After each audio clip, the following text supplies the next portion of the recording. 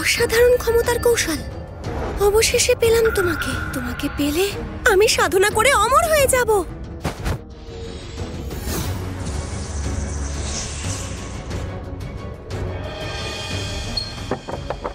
ছোট বোন। দিদি।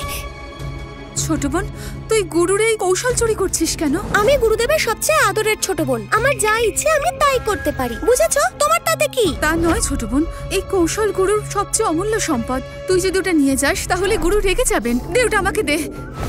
সরো।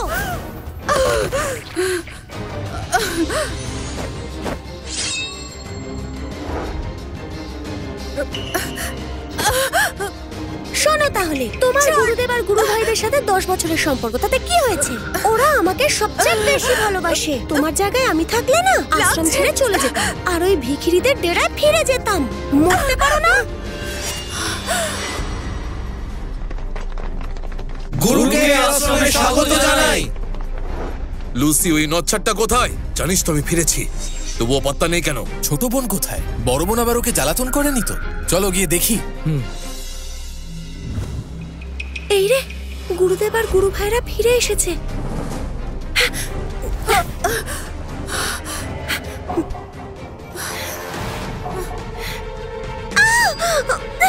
দিদি, আমায় মেরো না, আমি ভুল করে ফেলেছি। রাগ করো না আমার উপর। কি রে, এসব কি হচ্ছে? লুসি, তোর মন এতটা বিষাক্ত? ছোট বোনকে এইভাবে মারছিস? বড় দাদা, আমি লুকিয়ে গুপ্ত কক্ষে ঢুকেছিলাম। দিদির কোনো দোষ নেই।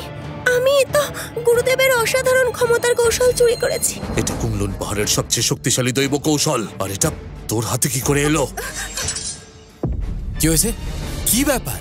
তুই গুরুদেবের কৌশল চুরি করেছিস? আমি করিনি। না না মেজ দাদা, এতে দিদির কোনো দোষ নেই, সব দোষ আমার।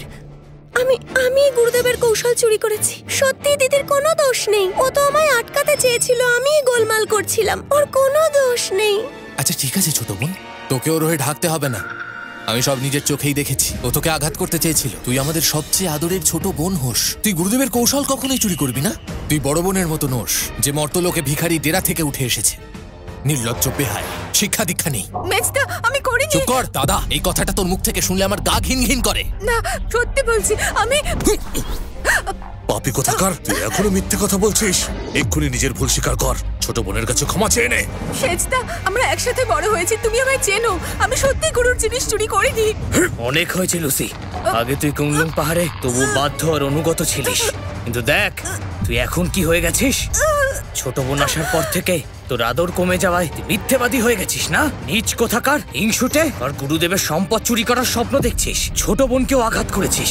যদি আগে জানতাম তুই এমন, তাহলে গুরুদেবকে বললে তোকে আগেই বার করে দিতাম এখান থেকে। দিদি, আমায় ক্ষমা করে দাও। সব দোষ আমার। আমার এই আশ্রমে থাকা উচিত না। এই কাজ করা আমার উচিত হয়নি। আমায় ক্ষমা করো। জানো তো দিদি, আমি ছোট থেকে অনাথ, মা বাবা কেউ নেই।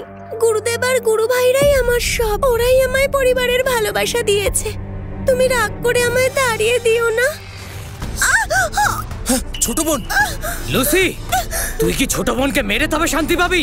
শোন, তুই ছোট বোনের শক্তি সত্যি অনেকটাই কম। তুই ও মুখটা এভাবে নষ্ট করলে দাগ থেকে যাবে, তুই জানিস না? আমি করিনি, আমি সত্যি করিনি। ও মিথ্যে বলছে। চুপ কর।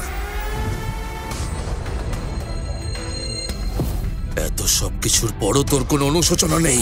ঠিক আছে, আজ থেকে আমি তোর সমস্ত সাধনা নষ্ট করে দিলাম। কুমলুন পাহাড়ে তোর মতো আর কোনো শিষ্য থাকবে না।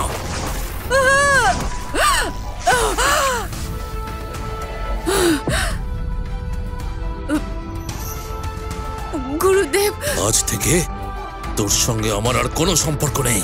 সব ঋণ বন্ধন শেষ। গুরুদেব। চুপ কর।